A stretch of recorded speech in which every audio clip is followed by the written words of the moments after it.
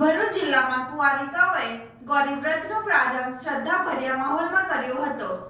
ભારતીય સંસ્કૃતિમાં વિવિધ ઉત્સવો, તહેવારો અને વ્રતની આગવું મહત્વ રહેલું છે, ત્યારે કુંવારીઓના મનના માડીગરને પામવાના 5 દિવસીય ગૌરી વ્રતનો પ્રારંભ થતાં કુંવારી કન્યાઓ વહેલી સવારથી જ મહાદેવ મંદિરમાં ભૂદેવના માર્ગદર્શન હેઠળ પૂજન માટે ઉમટી હતી।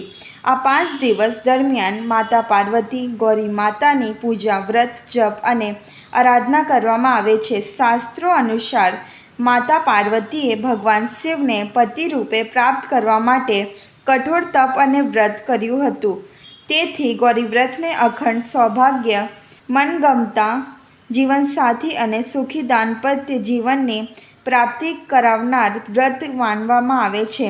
આ વ્રતથી જીવનમાં સુખ સમૃદ્ધિની વૃદ્ધિ થાય છે। ગૌરી વ્રતના 5મા દિવસે જાગરણ કરાશે।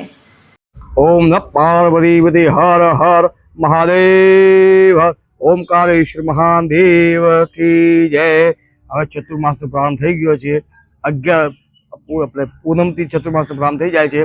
મારી ભાવિ ભક્તો, છોકરીઓ બધી પૂજા કરવા આવે છે। જયા પાર્વતી વ્રત આજથી પ્રારંભ થઈ ગયું છે। 13થી પ્રારંભ થાય છે, બીજના દિવસે પૂરું થાય છે। બીજના દિવસે જાગરણ કરવામાં આવે છે। જયા પાર્વતી 5 દિવસની પૂજા ઉપવાસ વગેરે રાખે છે। છોકરીઓ બધી છોકરીઓ ધામધૂમથી શંકર ભગવાનની પૂજા કરે છે। ધામધૂમની પૂજા કરી ફરવા જાય, 5 દિવસ ઉપવાસ રાખે, પૂજા કરે, આરામથી ફળ ફ્રૂટ ખાય, બીજા કરે।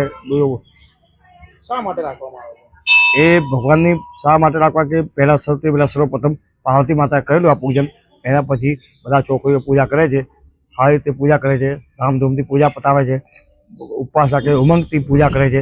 હવે ધીરે ધીરે છોકરીઓ ઓછી થવા લાગી છે। આ વ્રત ઉપવાસ બહુ ઓછા કરે છે હવે।